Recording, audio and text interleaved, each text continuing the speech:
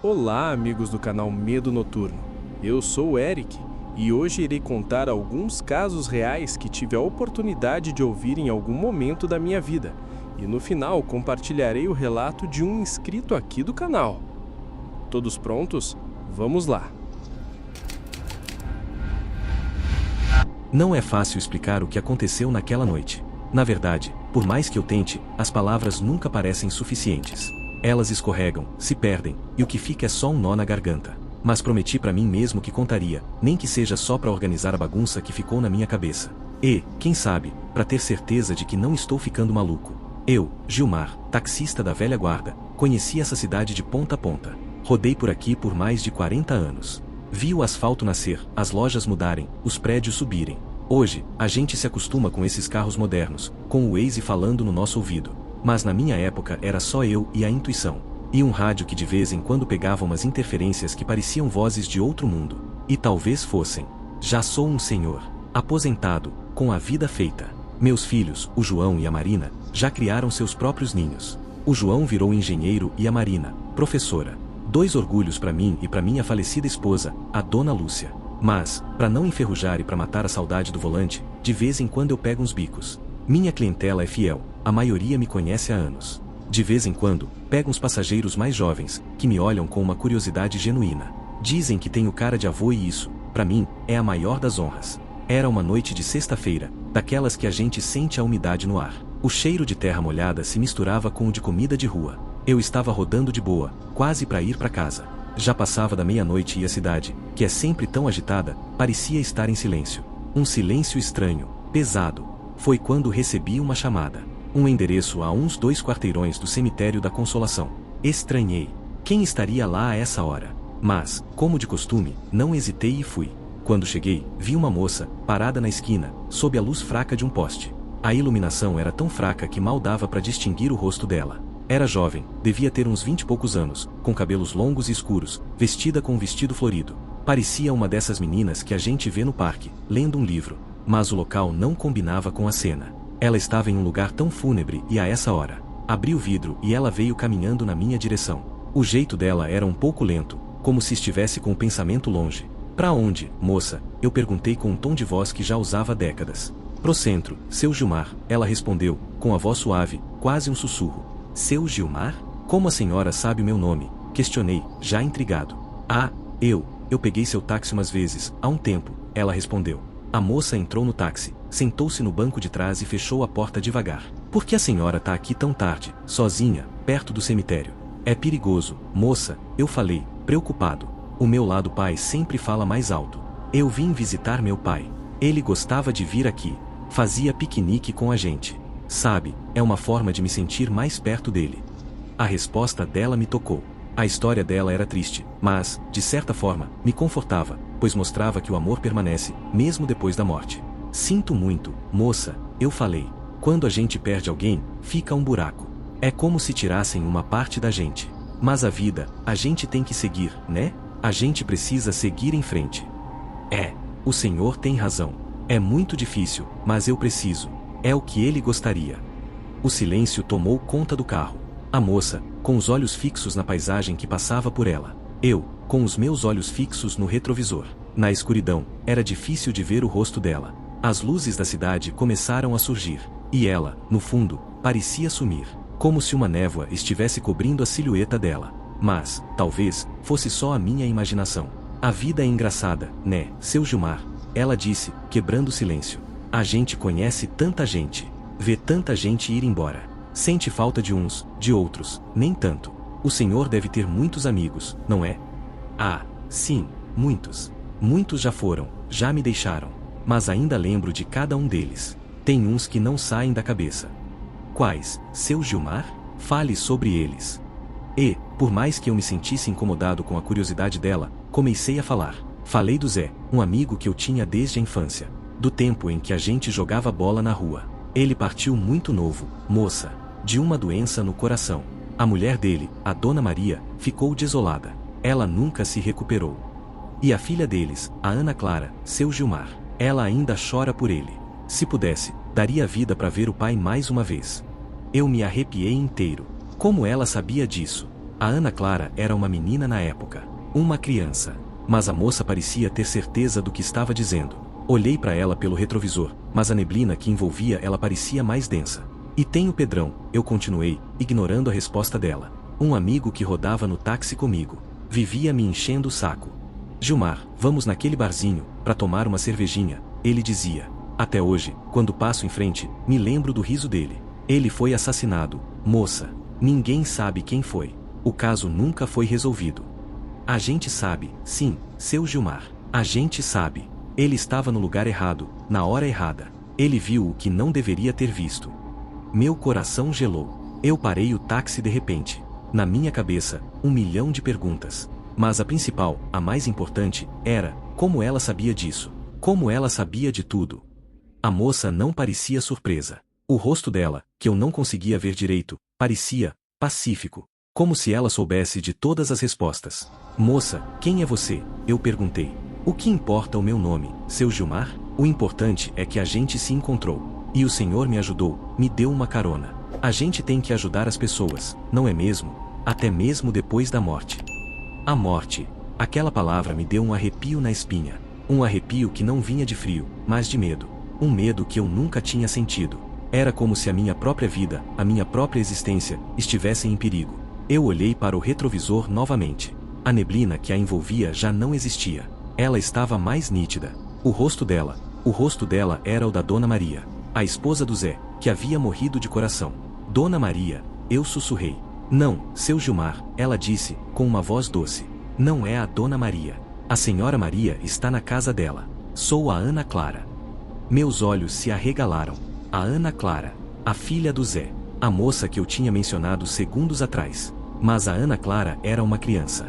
E, a que estava no meu carro, era uma mulher. Não, não é possível. Você não é a Ana Clara, eu falei, com a voz falhando. Eu sou sim. O senhor não está vendo, ela disse, com um sorriso. Eu não mudei nada, seu Gilmar. De repente, as luzes do painel do carro começaram a piscar. O rádio, que estava desligado, começou a chiar. O som era como se fosse um sussurro, mas aos poucos, começou a ficar mais alto. Era a voz do Pedrão. A voz dele, com o sotaque caipira, que eu conhecia tão bem. Gilmar, seu Gilmar, é a Ana Clara. Não a deixe ir, é perigoso, perigoso. Eu fiquei paralisado. Meu corpo não me obedecia. Eu não conseguia nem respirar. Olhei para o retrovisor de novo. A Ana Clara estava sorrindo. Mas o sorriso dela não era mais o de uma garota. Era de uma mulher. Uma mulher que parecia ser a Dona Maria. O senhor não me ajudou, seu Gilmar? O senhor não me deu uma carona? Eu não sou uma moça sozinha, estou com meu pai, ela disse, e do banco de trás, a sombra de um homem se materializou. Era o Zé, o meu amigo. O homem que tinha morrido há anos. Não, isso não é real, eu murmurei, com o corpo tremendo. É mais real do que o senhor imagina, seu Gilmar. É mais real do que qualquer coisa que o senhor já tenha visto. A voz do Pedrão, no rádio, ficou mais alta. Gilmar, Gilmar. A Ana Clara, ela é a morte. E então, o rádio desligou. O carro, que estava parado, começou a andar sozinho. Eu estava dirigindo, mas não era eu quem estava no controle. A Ana Clara sorria. Ela estava no controle. E o Zé, o meu amigo, parecia me guiar, me levando para o cemitério. Eu estava indo para o lugar de onde a Ana Clara tinha saído. E eu sabia, no fundo do meu coração, que eu não era mais o motorista. Eu era o passageiro. E a Ana Clara era a morte, que estava me levando para o último destino. Eu queria gritar. Queria pedir socorro. Mas a minha voz não saía. Eu estava paralisado, em um pesadelo que eu não conseguia acordar. A Ana Clara, a minha passageira, a filha do meu amigo, me olhava pelo retrovisor. E o olhar dela era frio. Frio como o mármore de uma lápide. Chegamos, seu Gilmar. O senhor pode ir agora. E o senhor não se preocupe. O senhor não está sozinho. Nós estamos com o senhor. O carro parou. Em frente ao cemitério. O mesmo cemitério de onde a Ana Clara tinha saído. A porta do carro, que estava trancada, se abriu sozinha. E a Ana Clara, ainda sorrindo, me olhou. Não se preocupe, seu Gilmar. O senhor vai descansar. Eu fechei os olhos. E quando abri, a Ana Clara e o Zé não estavam mais no banco de trás. E eu estava do lado de fora do carro, parado em frente ao portão do cemitério. Sozinho. E, no banco de trás, um vestido florido. E, em cima do vestido, um papel. Nele, uma mensagem. Eu sei o que você fez, seu Gilmar. A voz da Ana Clara, do Zé e do Pedrão, que me disseram que eu não estava sozinho. O que eles queriam dizer com isso? E o que eu fiz? Qual é a culpa que eu carrego? Por que eles me escolheram? Eu olhei para a lápide do meu amigo, o Zé. Lá, estava a foto dele. E do lado, o nome da Dona Maria. E embaixo, uma data de morte. A mesma data da morte do Pedrão. E a mesma data em que eu, Gilmar, o taxista, parei de rodar. Eu entrei em meu táxi, do banco de trás, peguei o vestido. Estava frio. Como a morte. E a mensagem, eu li de novo. Eu sei o que você fez, seu Gilmar. Eu não sabia o que fazer, mas eu sabia que eu não estava sozinho. O meu pesadelo tinha começado. E eu era o passageiro da morte. E o que eu fiz, meu Deus? O que eu fiz para merecer isso?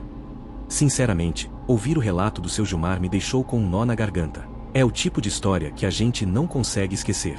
Porque a morte visitou o taxista Gilmar. O que ele fez para merecer isso?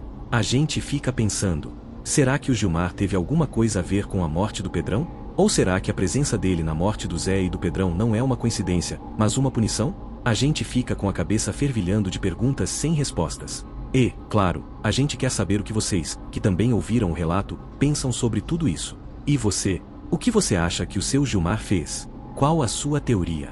Conte pra gente nos comentários. Quem sabe juntos a gente não consegue resolver esse quebra-cabeça e descobrir o verdadeiro motivo que fez a Ana Clara, a morte, o visitar. Deixa eu te contar uma história que aconteceu comigo e com a Ana. A gente morava num apartamento apertado no centro de Belo Horizonte. Sabe como é, a correria, o barulho.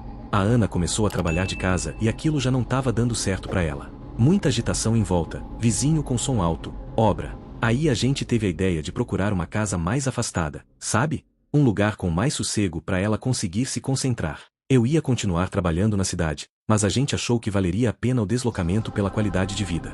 E achamos uma casa linda em Ribeirão das Neves. Uma casa antiga, daquelas com janelões de madeira, um jardim grande na frente e um quintal espaçoso atrás. Por dentro precisava de uns reparos, mas tinha um charme antigo que nos encantou. O preço também era bem camarada, o que, pra gente que estava começando a vida, fez toda a diferença. Nos primeiros dias foi uma maravilha. A Ana estava adorando o silêncio para trabalhar, o espaço para montar o cantinho dela. Eu ia e voltava do trabalho um pouco mais cansado, mas chegava numa casa tranquila, com a janta quentinha me esperando. A gente passava os fins de semana cuidando do jardim, explorando a vizinhança. Parecia que tínhamos encontrado o nosso lugar. Só que aí começaram as coisas estranhas. No começo eram detalhes, sabe? Uma xícara que cai da bancada sem ninguém encostar, uma porta que se fecha sozinha com a janela aberta sem vento nenhum. A Ana comentava comigo, meio encabulada, achando que estava ficando maluca. Eu, confesso, não dava muita bola. Falava que era coisa da casa antiga, que as madeiras estralavam, que podia ter alguma corrente de ar que a gente não sentia. A primeira coisa que realmente me chamou a atenção foi uma noite. Eu tinha chegado tarde do trabalho, a Ana já estava dormindo. Fui tomar uma água na cozinha e ouvi um barulho no andar de cima. Um barulho como se alguém tivesse arrastando um móvel pesado. A casa era só um andar, então não tinha andar de cima. Fiquei parado, escutando, mas não ouvi mais nada. Achei que tinha sido coisa da minha cabeça, cansaço. No dia seguinte, a Ana estava mais perturbada. Ela disse que durante a tarde, enquanto trabalhava no escritório, ouviu um sussurro no ouvido dela. Uma voz baixa, quase inaudível, mas que ela sentiu claramente. Ela olhou em volta, mas não tinha ninguém. Falei para ela tentar relaxar, que talvez estivesse estressada com o trabalho. Mas eu já comecei a ficar com uma pulga atrás da orelha. As coisas foram ficando mais frequentes e mais intensas. As luzes piscavam sem motivo, a televisão ligava e desligava sozinha. Uma vez, a Ana me ligou desesperada dizendo que todas as gavetas da comoda do quarto tinham se aberto ao mesmo tempo. Quando eu cheguei em casa, estava tudo normal de novo. Eu tentava manter a calma, racionalizar tudo. Falava que podia ser problema na instalação elétrica, que a casa era velha e precisava de manutenção. Mas a Ana estava cada vez mais assustada. Ela mal conseguia ficar sozinha em casa durante o dia. Começou a ter dificuldade para dormir, vivia tensa, assustada com qualquer barulho. E, claro, isso começou a afetar o nosso relacionamento. Ela se sentia sozinha, achava que eu não acreditava nela, que eu estava minimizando o que estava acontecendo. Eu, por outro lado, ficava frustrado por não conseguir ajudá-la, por não ter uma explicação lógica para nada daquilo. A gente começou a discutir com mais frequência, a ficar mais distante. Teve uma semana que foi particularmente ruim.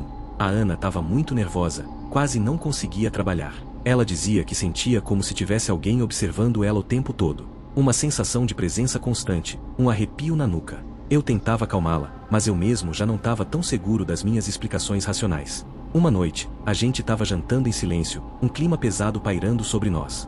De repente, um quadro que estava pendurado na parede da sala caiu no chão com um estrondo. Não tinha vento, ninguém passou perto. A Ana deu um pulo da cadeira, os olhos arregalados de pavor. Eu peguei o quadro do chão, examinei o prego na parede, tudo normal. Mas naquele momento, até eu senti um calafrio percorrer a espinha. Naquela noite, a Ana não conseguiu dormir no quarto. Ela insistiu pra gente dormir no sofá da sala, com a luz acesa. Eu tentei convencê-la de que não tinha nada de errado, mas o medo no rosto dela era tão real que eu não consegui insistir. A gente dormiu abraçado no sofá, tensos, esperando que algo acontecesse. Mas a noite passou em silêncio.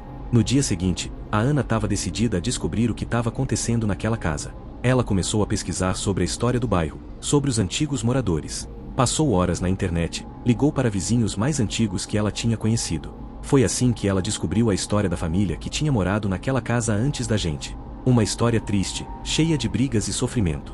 Parece que o casamento não era feliz, tinha traição, discussões constantes. E o pior de tudo, um final trágico.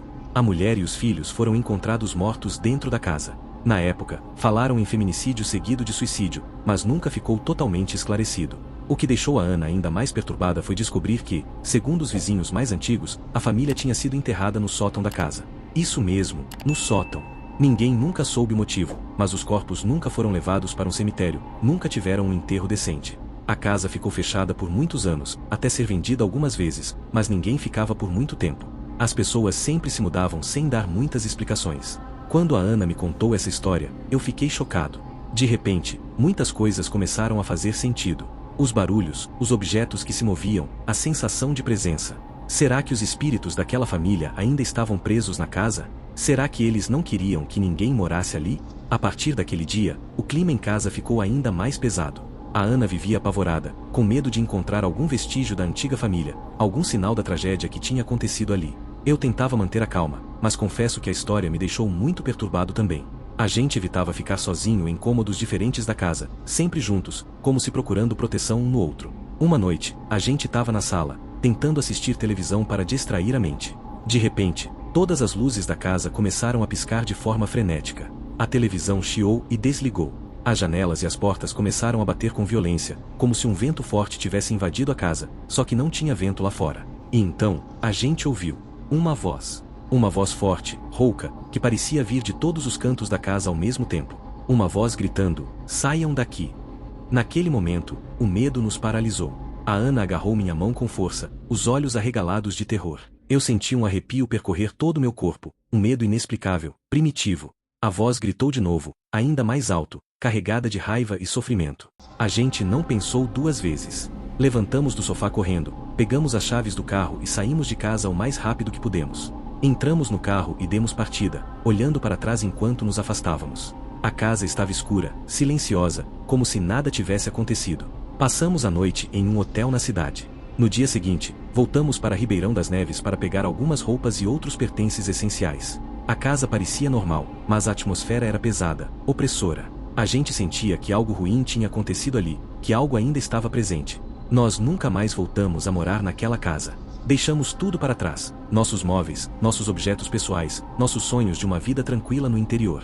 Perdemos o dinheiro que tínhamos investido na compra, mas a nossa sanidade mental e a nossa segurança não tinham preço. Alugamos nosso antigo apartamento de volta e voltamos para a correria do centro de Belo Horizonte. A vida voltou ao normal, de certa forma. Mas aquela experiência nunca saiu da nossa cabeça. A gente se pergunta o que realmente aconteceu naquela casa, quem eram aquelas pessoas, porque elas foram enterradas no sótão. Às vezes, de noite, eu ainda acordo assustado, com a sensação de ter ouvido aquela voz gritando. A Ana também tem pesadelos recorrentes. A gente tenta não falar muito sobre isso, como se silenciar o assunto pudesse fazer com que ele desaparecesse. Mas a verdade é que a gente nunca vai esquecer aquela casa em Ribeirão das Neves. A casa antiga, bonita, com seus segredos escondidos. A casa que nos deu paz por alguns dias e depois nos expulsou com terror. E até hoje, a gente se pergunta, o que realmente queria aqueles espíritos? Era a vingança? Era apenas o desejo de serem deixados em paz? Ou será que tinha algo mais, algo que a gente nunca vai conseguir entender? E você, o que acha que aconteceu naquela casa? Já passou por alguma experiência parecida? Me conta. Adoro ouvir outras histórias. Vai que a gente junta as peças desse quebra-cabeça mal assombrado. A gente saiu de lá, mas a história da casa ficou com a gente. Eu e a Ana ainda conversamos sobre isso. A gente se pergunta se alguém mais tentou morar lá, se as coisas estranhas ainda acontecem, e o que a gente deveria ter feito. Será que a gente podia ter ajudado a dar um descanso para essa família? E isso me faz pensar em vocês. O que vocês fariam se estivessem no nosso lugar? Ficariam para tentar entender o que aconteceu e ajudar? Ou sairiam correndo como a gente? Contem pra gente nos comentários. A gente ainda se pergunta se tomamos a decisão certa. Cemitérios nunca me assustaram. É estranho, eu sei, a maioria das pessoas sente um calafrio só de pensar. Mas pra mim, é só um lugar de trabalho. Um silêncio diferente, claro, um respeito que a gente sente no ar, mas nada de terror. Pelo menos, não o terror de filmes. O terror real é mais sutil, mais rasteiro. Começa devagar, como uma mancha que vai se espalhando, e quando você percebe, já tomou conta de tudo. Meu nome é João e sou coveiro aqui em Ouro Preto, Minas Gerais. A gente trabalha no cemitério de Nossa Senhora das Mercês. É um lugar histórico, com túmulos antigos, cheios de histórias. O trabalho, na maior parte do tempo, é rotineiro.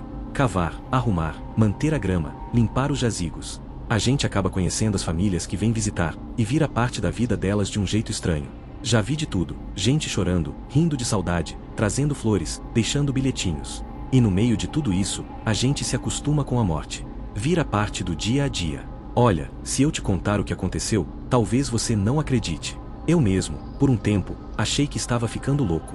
Não é uma história de fantasma que aparece e te assusta. É mais sobre a mente da gente, sobre como a dor e a saudade podem brincar com a gente. A história começou com a Dona Clarice. A gente chamava ela de Vó Clarice. Ela era uma senhora super doce, que vendia doces caseiros aqui perto do cemitério. Eu sempre comprava um doce de leite ou um pé de moleque com ela, e a gente ficava horas conversando. Ela falava da vida, da saudade que tinha do marido, das netas que moravam longe. Era como uma avó pra gente. Ela morreu do coração, dormindo. Foi uma morte tranquila, como ela sempre dizia que queria. O velório dela foi triste, mas cheio de amor. A família toda estava lá. Eu ajudei a fechar o caixão. Lembro bem, a família colocou algumas coisas junto com ela. Uma foto do marido, uma medalhinha de Nossa Senhora e um lenço de renda que ela amava. O lenço tinha sido da mãe dela. Eu lembro porque a filha dela, a Lúcia, me mostrou. Ela me disse, o João, minha mãe nunca tirava esse lenço. É como se fosse uma parte dela. Fiquei com isso na cabeça. Foi um enterro bem bonito. Todo mundo chorando, mas com o coração quentinho. A gente sentia que ela tinha vivido uma vida plena. O estranho começou uns dias depois. Eu estava fazendo minha ronda matinal, verificando se estava tudo em ordem. Cheguei perto do túmulo da Dona Clarice e vi uma coisa no chão. Era um pedaço de tecido branco. Pego e olho. Era o lenço de renda. Eu gelei. Como aquilo foi parar ali? A Lúcia tinha me dito que tinha colocado no caixão. Eu olhei em volta, mas não tinha nada de diferente. O túmulo estava fechado, a terra mexida por mim mesmo, tudo certinho. Talvez a família tivesse deixado cair um pedaço, mas não, era o lenço inteiro. Eu peguei e guardei no bolso. Na hora, não quis pensar muito. Coloquei na conta da distração. Coisa que acontece. A gente vê tanta gente no velório que a cabeça fica uma bagunça. Alguns dias se passaram, e eu já tinha esquecido do lenço. Aí aconteceu de novo. Foi com o seu Zé, um senhor que morava sozinho e era conhecido por colecionar canivetes. Ele morreu de velhice, também uma morte tranquila. No velório, o sobrinho dele colocou o canivete de estimação, um canivete suíço vermelho, junto com ele no caixão. Lembro de ver o canivete nas mãos dele, uma forma de honrar a memória dele. Eu enterrei o seu Zé e segui minha rotina. Na semana seguinte, estava limpando a lápide dele, e lá estava. O canivete suíço, em cima da terra, ao lado da flor murcha que alguém tinha deixado. Aquele gelo na espinha, de novo. Eu olhei o túmulo, sem sinal de arrombamento. A terra intacta. Como um canivete que foi enterrado com alguém, aparece do lado de fora. Eu comecei a ficar com o coração acelerado. Seria uma brincadeira de mau gosto? Alguém invadindo o cemitério? Mas quem? E por quê? Eu comecei a prestar mais atenção. A cada novo enterro, eu memorizava os objetos que eram colocados nos caixões. O seu Augusto, que era relojoeiro, foi enterrado com um relógio de pulso que usava há 50 anos. A gente doou o corpo dele para a universidade. Então no caixão não ia ser colocado nada de valor. Mas a família insistiu, mesmo ele tendo doado. A Dona Teresa, a que fazia pão de queijo para os vizinhos, foi enterrada com o livro de receitas dela. Lembro da filha dela, a Patrícia, chorando e dizendo, agora a senhora pode fazer pão de queijo para todos os anjos. Eu fiquei com a imagem na cabeça. E assim, uma a uma, as coisas voltavam. O relógio do seu Augusto, o livro de receitas da Dona Teresa. Eu encontrei o relógio em cima de uma lápide aleatória, o livro, embaixo de uma moita de flores. Cada vez, o meu medo ia aumentando. Já não era mais uma coincidência. Eu não contei pra ninguém. Eu sei, foi burrice. Mas quem ia acreditar? Que os mortos estavam devolvendo as coisas. Eu só me sentia maluco. Uma noite, eu não consegui dormir. A minha cabeça estava a mil. Eu voltei para o cemitério, no meio da madrugada. O silêncio era diferente, mais denso. O vento frio de Ouro Preto, que normalmente me conforta, parecia um sussurro. Eu estava procurando algo, mas nem sabia o que. A lua cheia iluminava as lápides, e as sombras pareciam dançar. Eu andava devagar, prestando atenção em cada detalhe. Aí eu vi. Na lápide do seu Zé, havia um novo item. Uma pequena flor. Não era uma flor comum. Era uma orquídea, uma das favoritas dele. Ele tinha um orquidário em casa. Mas de onde aquilo veio? Eu olhei em volta, mas não havia ninguém. Não tinha nem orquídeas no cemitério. Eu me ajoelhei e toquei a flor. Ela parecia fresca, como se tivesse acabado de ser colhida. Meu coração estava batendo tão forte que eu podia sentir o pulso na minha garganta. Eu comecei a pensar. O lenço, o canivete, o relógio, o livro, a orquídea, não pareciam ser coisas aleatórias. Eram coisas que as pessoas amavam, que tinham um significado para elas. Por que elas estariam voltando? Eu tinha que encontrar uma explicação. A mais racional seria um ladrão. Mas, como eu disse, não havia sinais de arrombamento. A terra ficava intacta, a tampa de concreto no lugar. Seria um coveiro fantasma? Eu ri do meu próprio pensamento, mas o medo era real. Eu estava à beira de um colapso. A cada novo enterro, a minha paranoia aumentava. Eu já não conseguia mais dormir. Eu vivia com o estômago embrulhado, de olho em cada túmulo, esperando o próximo item a voltar. A vida já não tinha mais sentido. Eu estava preso nesse ciclo de terror. Eu sabia que precisava fazer alguma coisa, mas o quê? Chamar a polícia? Olha, tem um fantasma devolvendo objetos de gente morta. Seria ridículo. A minha rotina, que antes era de paz, virou uma prisão. Eu não conseguia mais conversar com ninguém. A minha esposa, Maria, percebeu que eu estava diferente. Ela me perguntava o que estava acontecendo, mas eu não conseguia contar. Como explicar que a minha vida virou um loop de suspense e terror? Eu me sentia sozinho. A minha casa, que era o meu porto seguro, virou um lugar de tormento. Eu tinha medo de dormir, medo de sonhar, medo de fechar os olhos. O sono era o meu maior inimigo. A cada noite, eu revivia os momentos dos funerais, o rosto das famílias, os objetos. Eu não era mais João, o coveiro. Eu era João, o guarda de um museu de objetos perdidos. Uma tarde, estava na minha sala de ferramentas, lendo o jornal, e o telefone tocou. Era a Patrícia, a filha da Dona Teresa. João, me desculpe por incomodar, mas a senhora sabe de alguma coisa sobre o livro de receitas da minha mãe? Meu coração gelou. A voz dela era preocupada. É que a gente não achou. Eu me lembro de ter colocado no caixão, mas a minha irmã insiste que não viu. E agora que o senhor me falou que a gente doou o corpo, eu fiquei pensando. Será que a gente fez a coisa certa? A culpa na voz dela me atingiu em cheio. Eu sabia que o livro estava comigo, no meu armário, em casa. Eu peguei ele no cemitério, mas não tive coragem de devolver. O que eu ia dizer?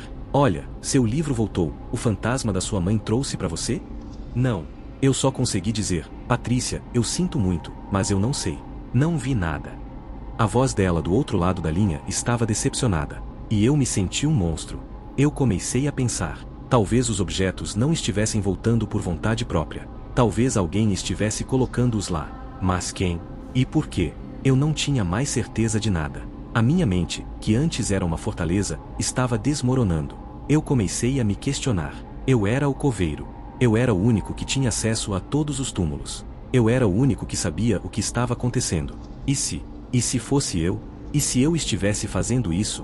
E se o luto, a rotina, o cansaço, a dor de ver tanta gente partir, estivesse me enlouquecendo? Eu comecei a ter medo de mim mesmo. A minha memória começou a me falhar. Eu não conseguia mais ter certeza do que era real e do que não era. Lembrei do dia em que enterrei o seu Zé. Eu estava tão cansado. E se, em vez de enterrar o canivete, eu o tivesse guardado no bolso? E se a Lúcia, a filha da Dona Clarice, não tivesse colocado o lenço no caixão? E se a minha mente tivesse criado tudo isso?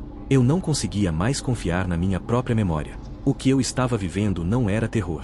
Era angústia. Era a sensação de estar perdendo o controle da minha própria vida. Eu não conseguia mais ver a beleza do cemitério, das flores, das lápides. Eu só via túmulos vazios, e objetos que se moviam sozinhos. Eu sabia que precisava de ajuda. Mas como pedir ajuda para algo que nem eu mesmo conseguia entender?